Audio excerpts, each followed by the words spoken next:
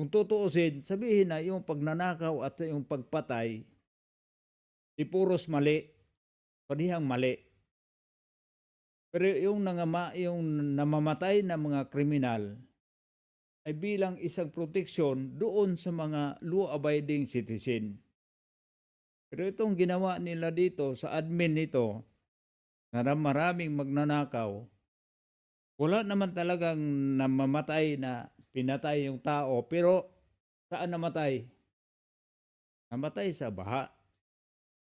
Dahil itong mga flood control project nila,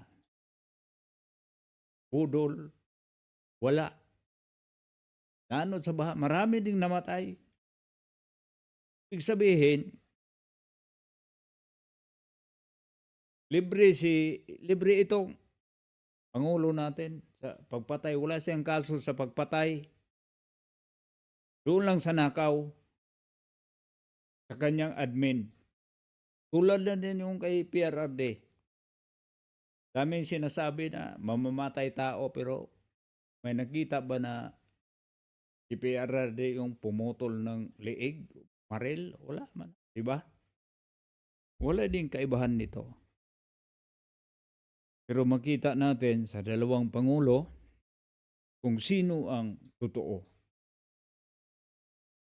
So, si dating PRRD, totoong nagmamahal sa bayanang Pilipino. Minamahal yung tao. Wala yung kaibahan kay BP Inday. Hindi sila nagtitake advantage.